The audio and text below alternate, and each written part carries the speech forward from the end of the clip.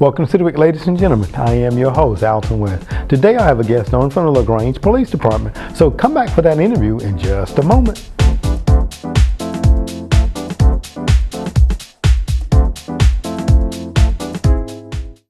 I'm LaGrange Mayor Jim Thornton. And I'm Patrick Cruz, Chairman of the Troup County Board of Commissioners, and we've got a question for you. Have you ever littered? No. Sometimes. I see my dad litter. It's something what you just throw on the floor, and you don't.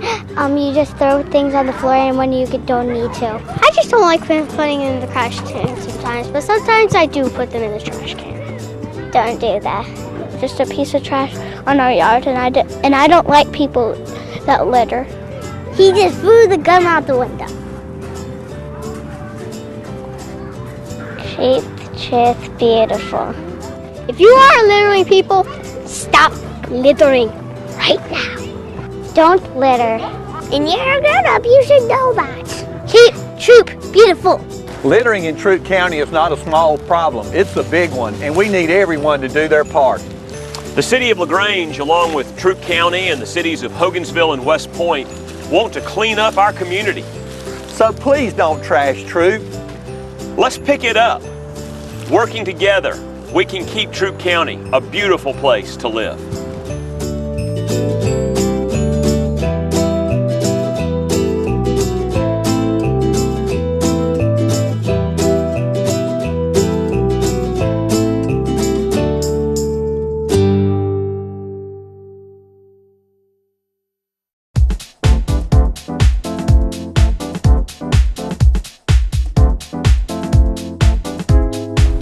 Welcome to City Week, ladies and gentlemen. Today I have the pleasure of sitting down with Senior Officer from the LaGrange Police Department, Wesley Engel. Wesley, welcome to the show. Glad to be here, Alton. How you doing? I am doing great, Wesley. You know, it's been a minute since you and I have sat down, just kind of talk about some things that are going on here. It's been a moment, hasn't it? So, you know, I always got to bring you back because, you know, you're so full of information. And today I'm going to try to give you enough time that we can talk about it all, okay? All right. All right. Hey, but do this for us, Wesley. You guys, I know that our viewing audience know what you do, but again, tell them what your role is there at the police department. I work in the traffic division for Lieutenant Costal. There's two other traffic officers. We do a lot. We try to get all the wrecks that we have, and we do traffic enforcement. I think our wrecks have actually went up 8% since last year. We were at a low 2,400 last year. We're at a high almost 2,500, and that's due to a lot of distracted driving. People consumed with the cell phone, not paying attention. And it affects all of us as well, you know, because the more wrecks we have, our insurance premiums goes up for everybody due to the fact we have a lot more wrecks. And, you know, if you do have a wreck, defensive driving is saving lives, time, and money if you stop and look at it. If you drive defensively, saving yourself time. Before you get too far, I want to ask you, because you talked about 8%, and I want our viewing audience to know that's 8% just here in LaGrange alone, not that's nationally. just in LaGrange. That's just in the city of LaGrange. That's not counting the county. Oh, okay. That's just in the city limits of LaGrange. It went up 8% since from last year. Is there an age group, Wesley, that you saw, or is it just kind of everybody? Just kind of everybody. We hadn't really broken down as far as the age group. You know, you speaking of age, you know, you do have your 16-year-olds that just learning to drive. They're the inexperienced drivers. Okay. And you know, back when you and I went to school, we had a defensive driving class or driver's ed class in school, and where a lot of kids would learn to drive with their peers in the car. And that way you don't want to make a mistake. You want to drive properly. Where now, you know, the person, whoever shows them how to drive, is showing them how to drive. And a lot of times it's, you know, it's either one person, an aunt, uncle, nephew. Hopefully it's not a brother or sister, because, you know, with inexperience, you know, you want an experienced driver to actually teach them how to drive. To try to teach them to drive defensively, to watch out for the other car, be courteous to other drivers, and obey the traffic laws, you know, like we constantly have signs, do not block the intersection. People continue blocking the intersection, and then they get upset when we stop and write them a ticket. That's right. Well, you know, but we've asked people on numerous service snaps, I know I have, to police not do it because it causes obstruction. It causes obstruction through the rest of the intersections. You know, nobody else is in a hurry no more than another person. You know, everybody's trying to get somewhere at a certain time and trying to get through traffic safely as possible. And that's what we want people to do, is to travel through the city of LaGrange and go through as safely as possible. We got the Great Wolf fixing to open up. That's right. It's going to bring in another 500, 600, 700, 800 people in town, so traffic's going to be increasing. and traffic is going to get more congested. Some days it's kind of hard to move in LaGrange because traffic is so congested, because so many people are trying to get out and do what they need to do, take care of their business and go places, go out to eat, try and get back and forth from work. And we try to tell people obey the traffic laws. They're there for a reason. I mean, you run a red light and you get in a wreck, your insurance goes up and you get a ticket, you got to pay that. It just costs you money. It costs you money. And then there's so many wrecks, especially as increasing 8%, you already have to wait. When you go to put it in the body shop, you have to make an appointment just like a doctor's office, Right. And so then you're without a car and try to get a rental car, then of course, if it's your fault, your claims are going to go up. Then, another thing could be, some people let their insurance lapse, and then you have to claim on yours, it wasn't your fault. That's right. So, I always tell people, try to drive defensively, try to prevent a collision. Let me ask you, you're talking about driving, because I want to go back to a couple points that you were making there. First one I want to go back to is talking about driver's ed courses. In your opinion, and this is just an opinion, do you think we need to bring back to the high school the driver's education? Because like you stated, I went through it. I remember my driver's ed teacher, Mr. Lee, you had the brake pedal over there on the on the left side, and you were driving and everything. Do you think we need to bring that back? I think it would benefit the students, because not only are they not learning from their parents to drive, they're actually getting another person's opinion on how to drive. Okay. And that way they got two different things, and especially in school, usually there was 4 of us in the car counting the coach that did it, which was a total of 5. You had 3 other students in there, and then you're driving. Of course, you don't want to look bad in front of your peers, so you're going to be more on your toes. That's right. Want to drive, and more cautious, being alert, and learning more of how to properly drive. So I think it would definitely benefit the students. It definitely wouldn't hurt them. And let me ask you, because I know that once upon a time the police department was offering some driver's training class for younger people. Is that still being done through the PD, if you're aware? Not that I'm aware of. Okay. I remember when you talking, it's been several years ago we did it. And that played right into their insurance, because I think once they went through that training, and they would take that to the insurance company, they receive a small discount on their insurance coverage. And in this case, with the insurance, as you stated, going up, any little discount definitely helped. Let's talk about that too, because when you have accident, that plays to the bottom line of your insurance. Right. And Georgia is one of the states that's kind of a high-risk state. Talk a little bit about that, if you don't mind. Well, they look at the whole state of Georgia, and there's only the only X amount of insurance companies you can get insured. You get a ticket, that counts against you. Even a seatbelt ticket does on your insurance, but not on your driving record. Okay. Which is only $15 to buckle up, but we encourage people to buckle, especially kids. There's certain child restraints that you need to have: your rear facing, forward seats, and booster. And like I always try to tell parents, if you buckle up and it's important to you, your child's going to make it important to themselves. They're not going to try to unbuckle. They're going to want you to buckle them up because you're buckling up. Because most children look at their parents as being their hero and someone they look up to and want to be like. And so if you set that example, you can actually probably help your kids. It's like, when I used to do school crossing, I see so many parents on the phone, the kids over there just half asleep. You miss an excellent opportunity to interact with your child, what's going on in their life, And, I had an uncle when I was a little kid. He'd always listen to what I had to say. Not that what I had anything was really important, but he had like it was, though, right? Right, so it made me more enthused to want to tell him what's going on in my life.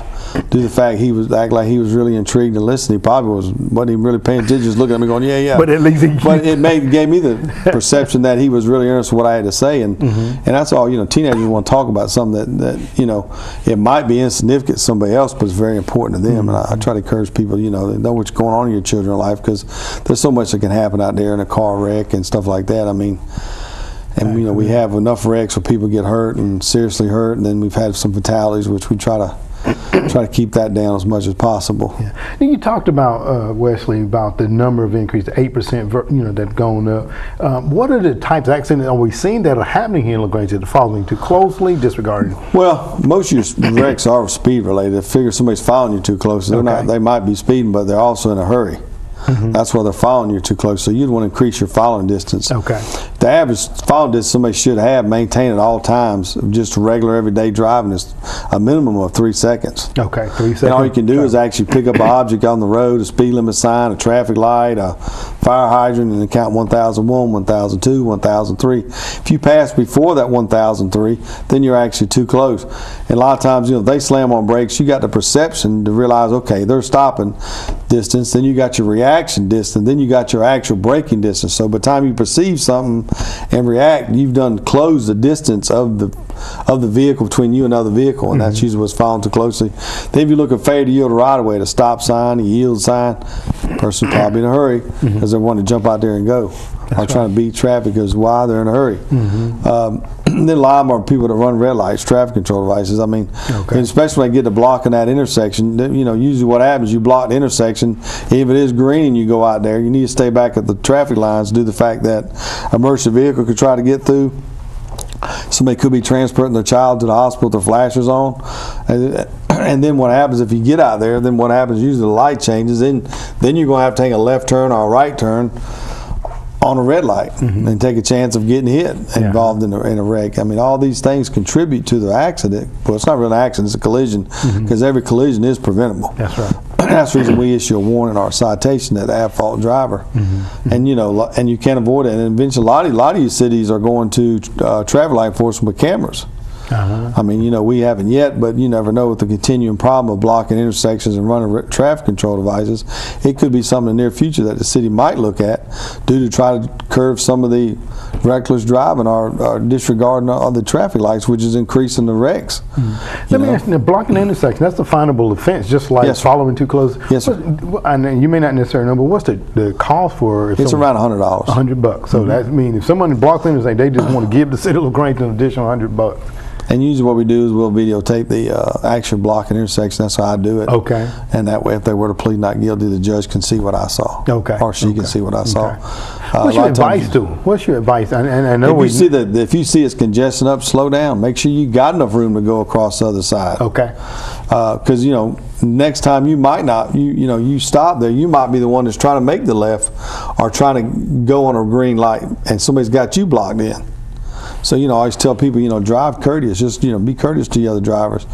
Like a lot of the wrecks happens is if you got like on the Franklin Road, somebody's trying to get out, say example of Staples, and they're wanting to go left, and the person waves them through. The only lane that the person waving you through can give you is their lane. That's right. And then you usually fall for failure to the right way because, and stop figure, if you can't see the traffic, the car coming, how do you expect the car to see you? And they'll hang a left, and then somebody in the turning lane or the inside lane will hit them, or somebody coming down the Franklin Road. Now let me ask you, in that scenario that you just described there, you got the right lane individual, motions for the car to come out, and then you got the left lane traffic that's actually moving. Is the right lane individual sighted as well? Or? Usually they leave when the wreck happens. They do. They try to go there. They could be liable letting you out. They're not sighted on them. They could be liable, but most of the time they see you have a wreck, they just keep on going. Keep going. I worked numerous wrecks, and they're like, somebody let me out. Where they're at? Where they're gone. Okay. They don't want to be no part of it. That's right. For causing an accident. But you should leave a gap between intersections and stuff.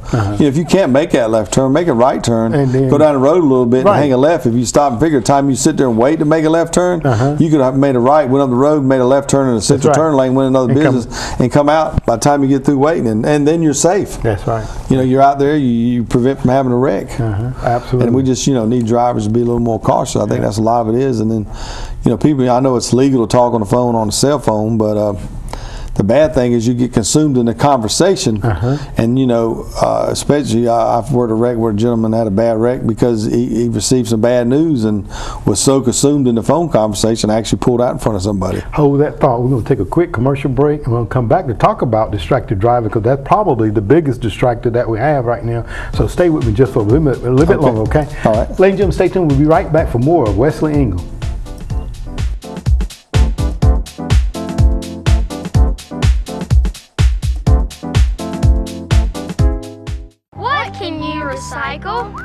Does the city recycle plastic? Yes, the city recycles plastic. We accept bottles, containers, and jugs. Please rinse and clean them. Because if you don't, they're considered contaminated. And contaminated items are thrown away. Plastic bags are not accepted. No grocery bags, no dry cleaning bags, and no trash bags.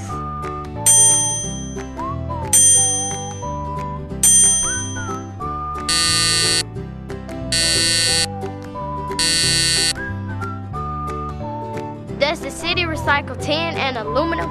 Yes, the city recycles those items. But all items must be rinsed and cleaned. Don't put these items in plastic bags. Because if they're not clean, they're contaminated. And all contaminated items are thrown away.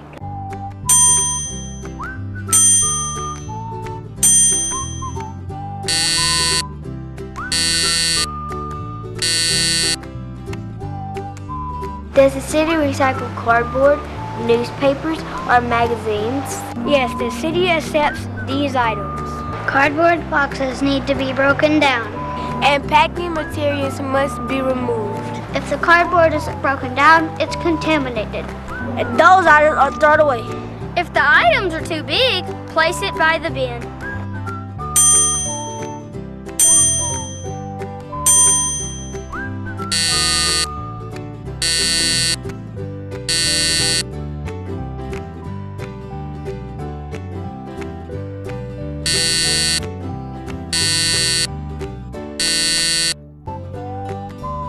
Did you know that 30% of our curbside recycling is contaminated and thrown away? Please help our community and our environment and recycle smart. Please help. Recycle is smart. Recycle smart! Recycle smart! Recycle smart!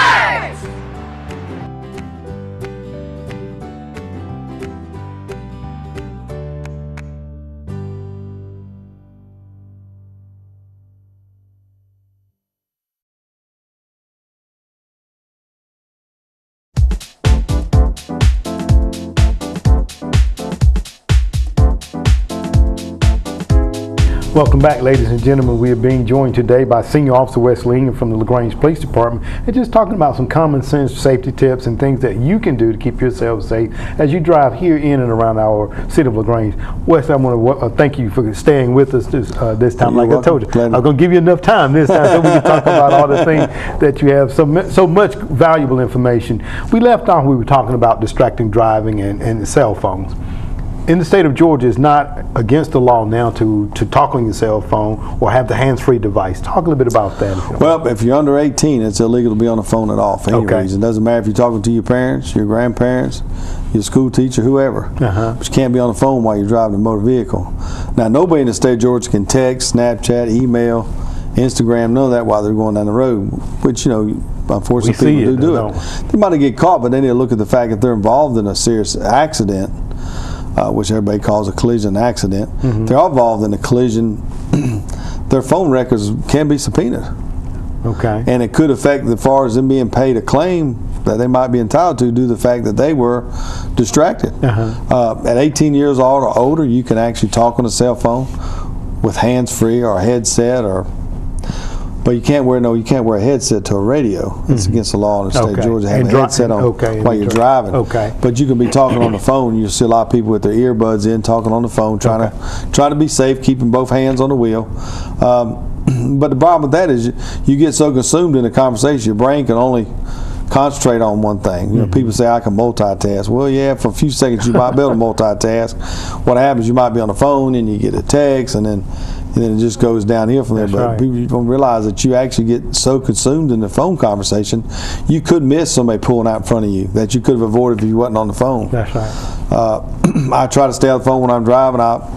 One time I was talking on the phone, I missed my turn. I said, I got to go, man. I missed my turn. I hung the phone up and realized that it's so easy to do that, you're driving down the road and you're concentrating on talking. We were talking about something, and I didn't have no collision like that. It was legal. But I realized then that, even if you are just carrying on a general conversation, it is distracting. It consumes you. There's a lot of things people do that are distracting, like reading magazines, putting the makeup on. I've worked a couple wrecks where women turn around and check on their kids. As soon as they turn around and take their eyes off the road, boom. Or look down the floorboard or something, boom, and they hit the car in front of them. 3 seconds. And it's sometimes it's 2, sometimes 3, sometimes 4 cars. And the person that hit everybody in the rear That's 4 different claims. That's 4 different cars that you got to pay to repair to count yours. I mean, so, and you know, you brought up a good point. You're talking about, you know, driving and reaching back to check on children. And along with that, sometimes, you know, child safety is a big concern, and child safety seats and stuff like that. Talk about the age ranges that they have to be in seats, and where they can go to kind of get proper information. We can we have pamphlets like this right here that's at the police department talking about passenger seat belts. From the time they're born to 12 months old, you should have a rear-facing child seat. Okay. And you can buy mirrors that will actually go on the back of your car that actually you can look up like a rearview mirror and check on your child. If you have one child in there, I'd always put the child in the center. Due to the fact if somebody has a side impact on you, you've got that cushion to help protect the child. Between 1 and 3, you still should use rear facing, depending on the size of the child. And then you want to do forward facing once they reach the age of 4 to 7. Okay.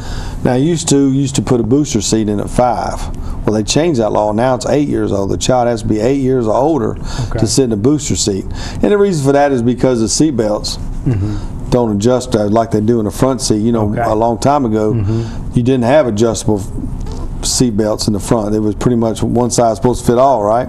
So now they adjust it. Now eventually they might do the rear, but at this point, as far as I know, they don't have none. Okay.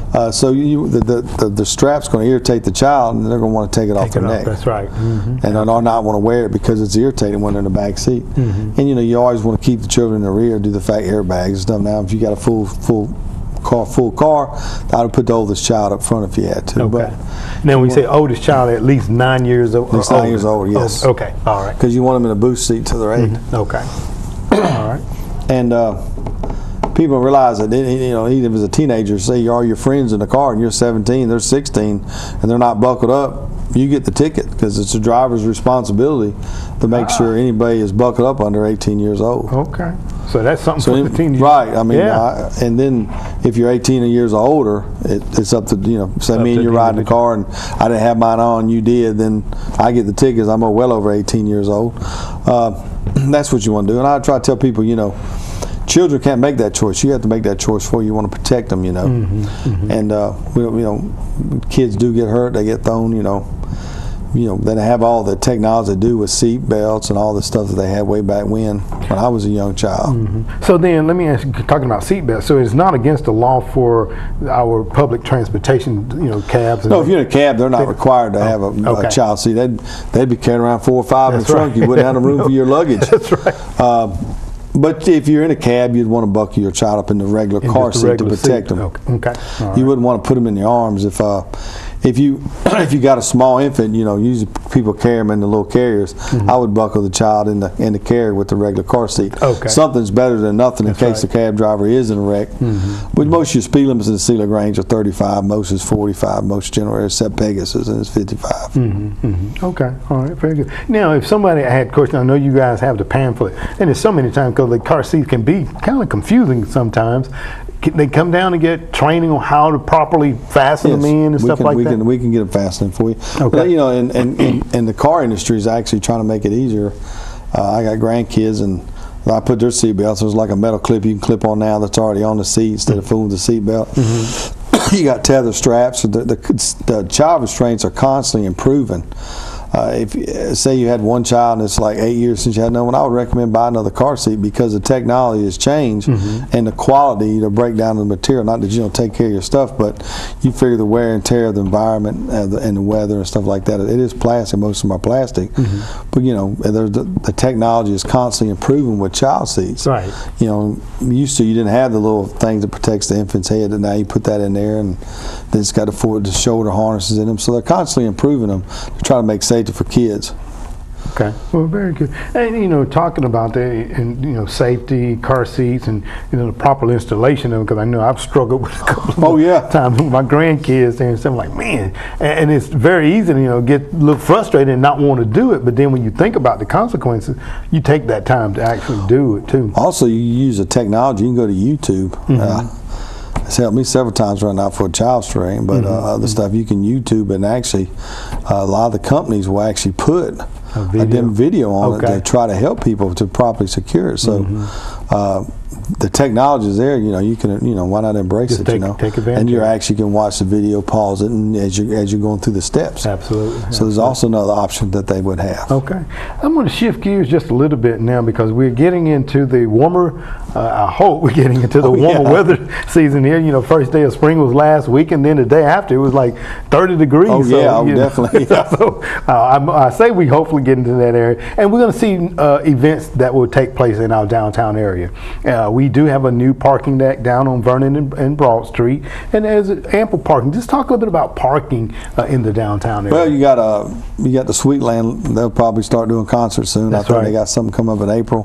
You can use the parking deck behind the Marriott. So many spots are allotted for the public parking, and then you do have the parking deck on the downtown, which is 3 levels behind by the Delavant and all, and the movie theater. People use that, and you also got the parking behind Solomon they redid back there to try to get some of the traffic because a lot of people can't parallel park. I mean, and then you got to worry about somebody running up on the rear end and where you can't parallel park. And then you got your angle parking, which they have a lot of wrecks, people trying to angle out and you can't see because the car, when you pulled in there, it might have been a Honda. Now it's a big jacked up pickup truck, right? So you can't really see. You worry about your vision. So you'd be a lot safer to park your car in the parking things. And then also when they blocked the downtowns, I think last weekend I had St. Patrick's Day. That's right. Downtown, they probably took some of the parking places away in order to barricade off for the guests to get around. And you wouldn't want all the people around your car anyway, because somebody would sit on it, could scratch it, or spill alcohol on it, or just just basically damage it without it. You can avoid that. So they probably block a lot. But anytime you have the events, them parking places are there for you. And they're free. They're free to park there. There's not a charge to park. And then there. when they have the Sweetland, they have paid parking down there, but you can park around there on the street parking. A lot of businesses allow them, like Emory, the high school, and stuff like that, where it is free. You just have to walk a little bit. But, and especially with summertime coming, we're going to be having a lot of these events with kids be down there. And if some of these people hadn't had a chance to go to Sweetland, it's a very nice facility. Yes, it is. I've worked security several times at the concerts. They always have some pretty good concerts and a pretty good show out. Absolutely, and we're gonna have a great lineup. I got to get someone to come on and talk about it. I know it was released in the newspaper. I want to get somebody on to come talk about it. And as we get ready to close out here, I just want to, if you don't mind, just to basically again, just give a word of encouragement, a word of just precautionary to our drivers here in the City of LaGrange, things that you guys would hope that they would take to heart. Well, you should always be a courteous driver. When somebody wants to get out, I mean, it's always good to let the person get out of a business, because if you were in the same situation, you'd want somebody to give you a break and let you out in the traffic. And be courteous with drivers, be alert, keep your following distance. That way, if they do stop or they could have a mechanical breakdown. And I like to tell people, when you stop behind a car, you want to make sure the tires are touching the pavement for 3 reasons. If anybody's ever experienced it, which I have, when I was a younger, inexperienced driver, I pulled up behind the car. It was too close. I couldn't back up because cars would run up behind my bumper. Then nobody would let me out. And then if somebody hits you, the chance of not being knocked in, it creates a little bit of distance to prevent you from if you're on the interstate and it's 80 some miles an hour, that's a whole different ball game. But we're talking about within 30, 35 miles of speed limit in most of your city streets could prevent you from having your front end damaged, not only your rear damaged, and prevent you from that whiplash. And if somebody tried to steal your car, which you hear about all the time in Atlanta, where they come up and steal somebody's car, rob them, you'd be able to get out, carjacking as they call it. And we try to encourage people to do that and just drive safe. We want people to travel through the City of LaGrange safe, obeying all the traffic laws. Unfortunately, part of my job is I have to do enforcement for education, to educate some people, hey, you can't do that. You need to be more conscious and aware of it.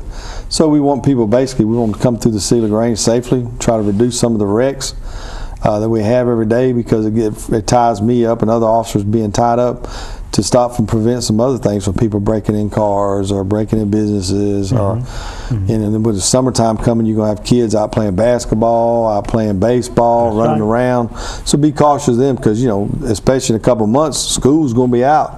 And they're going to be out actively playing. So we need to be aware of the small children, because children's not going to aware of the dangers of cars. They're going to be so consumed with playing. That's right. So we need to step back and be a little more cautious when we're going through these residential neighborhoods. Absolutely. Always very great information that comes from you, and I want to thank you again for what you do for the citizens of LaGrange and for your service to our community. And thank you once again for being on the show today. Oh, you're welcome. Thank you for having me. All right. Ladies and gentlemen, stay tuned for more City Week coming up in just a moment.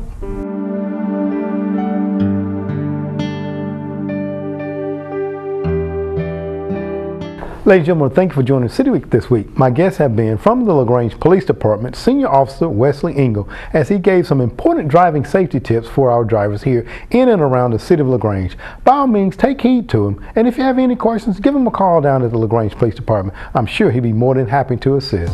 Ladies and gentlemen, I hope that you have enjoyed his interview, and as always, I want to invite you back for more of City Week.